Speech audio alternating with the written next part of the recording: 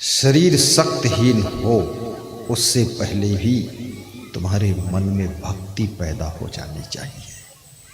मृत्यु के बाद ये अस्थियां बिखरे उससे पहले गुरु के चरणों में आस्था जुड़ जानी चाहिए। ये अस्थियां चिता में जले उससे पहले ये अस्थियां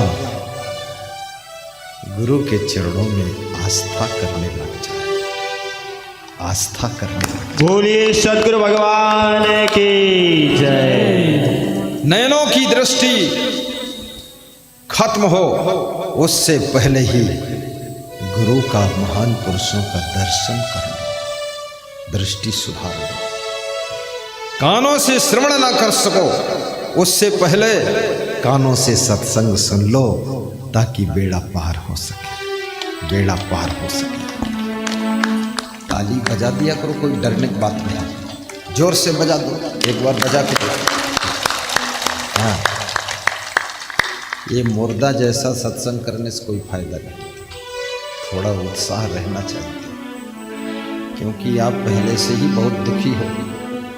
यहाँ हम भी तुमको दुखी कर दे तो अच्छी बात नहीं है, क्योंकि सबके चेहरे देख रहा हूँ मैं, सबके चेहरों पर दुख झलक रहा है, टेंशन झलक रही है, तनाव है, स्ट्रेस है, चिंता है।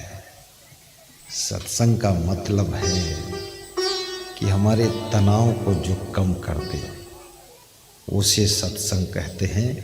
जो टेंशन से पेंशन दिला दे, जो व्यसन को छुड़ा दे, जो फैशन कम करा दे उसे सत्संग कहते हैं।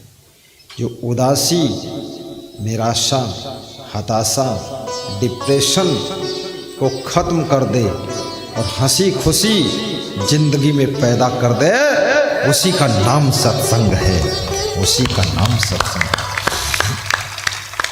जो परिवार के साथ में तालमेल से रहना सिखा दे, जो आनंद विभोर होकर के ताली बजाना सिखा दे, उसी का नाम सत्संग है। कभी कभी मैं एक बार बहुत वर्ष पहले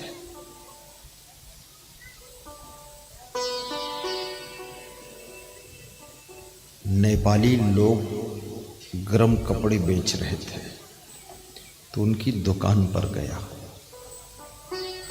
तो पति पत्नी बहुत हंस रहे थे। पति पत्नी दोनों बेच रहे थे।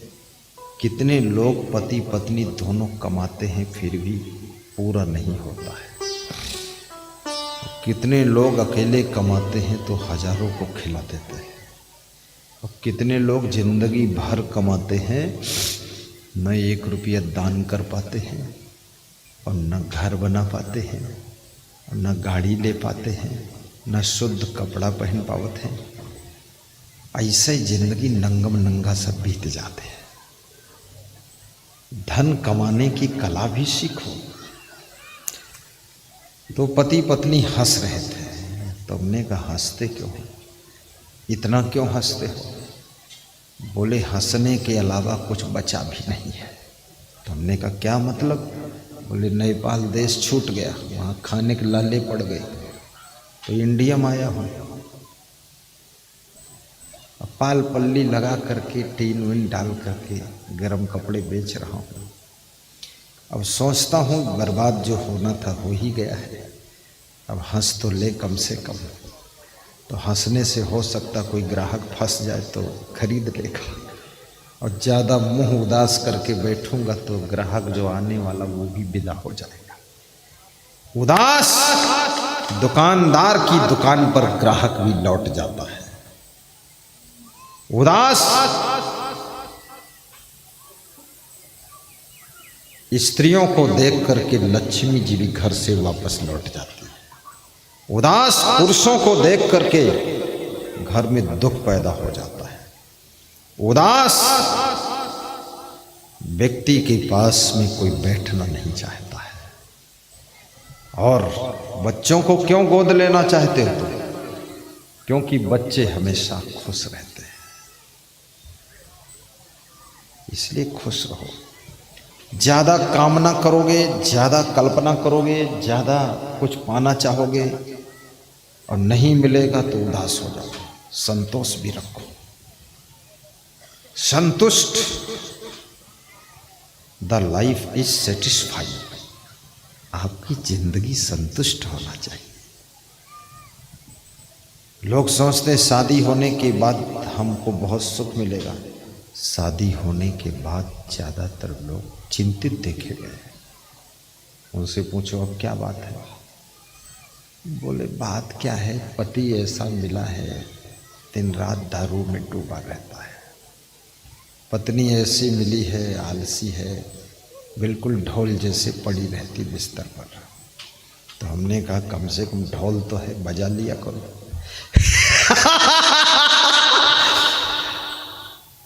पति दारू पिए पड़ा है, अच्छा है बीए नहीं पढ़ा है तो पिए पड़ा है, कुछ तो डिग्री मिली है उसको। किसी का पति बीए पढ़ा है और किसी का पति पिए पड़ा है, बड़ा मुश्किल है। और ऐसे पड़ा है जैसे पड़वा पड़ा है। सोचा था पति देव के यहाँ जा रहे हैं, बाद पता चला पड़वा के यहाँ पहुँचे। पड़वा जैसे पड़ा है। सोचा था धर्म पत्नी आ रही है, आने के बाद पता चला कि वो ढोल आ रही है।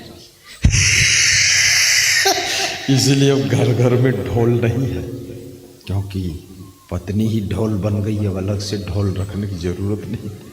और ये ढोल ऐसी ढोल अकेले ही बजती है, बजाने की जरूरत भी नहीं, सुबह से लेकर शाम तक बजती रहती। और जरस चूक जाओ तो अपने आप ही फूट जाती है। ये ढोल पत्नी मत बनो, पियक्कड़ पति मत बनो। पीना है जल पियो, शरबत पियो, दूध पियो, रस फलों का पियो, सत्संग का रस पियो, भक्ति का रस पियो। पीना है तो याद रखना सेवा का रस पियो, और इससे बड़ा कोई रस नहीं है। राम रस पियो। बोलिए सदगुरु भगवान की जय, सुखदाता गुरुदेव की जय, सदगुरु कबीर साहिब की जय हो। ज्यादा कामना करोगे, ज्यादा कल्पना करोगे, ज्यादा सपना देखोगे तो नींद भी नहीं आएगी। अरे जो मिला है उसका सुख लो, और जो जरूरत है उसके लिए मेहनत करो। मन में ज्यादा कल्पना न करो। कौन नेता ऐसा है जो प्रधानमंत्री नहीं बनना चाहता है? कौन नेता ऐसा जो मुख्यमंत्री बनना नहीं चाहता है? कौन नेता ऐसा जो मिनिस्टर बनना नहीं चाहता है? कौन पत्नी ऐसी जो महारानी बनना नहीं चाहती? और कौन पति ऐसा है जो मर्यादा पुरुषोत्तम राम भगवान नहीं बनना चाहता? लेकिन कितने बने, कितने बने? फालतू उलझन में मत रहो, तुम राम गोपाल ही रहो। राम बनने की जरूरत नहीं है, एक ही राम काफ़ी था अयोध्या में। और राम भगवान वनवास गए थे, तुम अपने घर में काम करो, राम वाम बनने के चक्कर मत पड़ो। राम का भजन कर लो, वही बहुत है। राम के बताए राह पर चल लो, वही बहुत है। और सीता के आचरण सीख लो, वही बहुत है। सीता बनकर भी तुम क्या करोगे? ज्यादा कल्पना हटाइए, दूसरों की बराबरी भी मत करिए, दूसरों की गलत बातें मत सीखिए। पड़ोस की एक दुल्हन अपने सास बहू को सेवा नहीं करती, दुख देती है, उसको मत सीखिए, अच्छाई सीखो। भौरा फुलवारी में जाता है, फुलवारी में कांटे भी हैं और फूल भी है और गोबर भी है, क्योंकि गोबर के बिना फुलवारी बढ़ेगी नहीं। फूल के पौधे के नीचे गोबर, सोचो, तो गोबर की ताकत से फूल खिला है। अब गुलाब के फूल के पड़ोस कांटे भी, लेकिन भौरा कांटों पर बैठता है कि गोबर में बैठता है कि भौरा फूल में बैठता है? बता दो जरा, बोलो। फूल में बैठता है। लेकिन उसी फुलवारी में गोबड़ौरा जाता है, गोबड़ौरा वो गोबर का कीड़ा होता है, वो भी भौरे के ही कलर का होता है। ये भौरा है, वो गोबड़ौरा है। वो फूल पर बैठता है नहीं, वो जो पेड़ पौधे के जड़ में गोबर पड़ा है उस गोबर में घुसता है। तो जो गोबड़ौरे हैं वो बुराइयों के गोबर में घुस जाते हैं, और जो भौरे हैं वो अच्छाइयों के फूलों में प्रवेश कर जाते हैं और सुगंध का आनंद लेते हैं।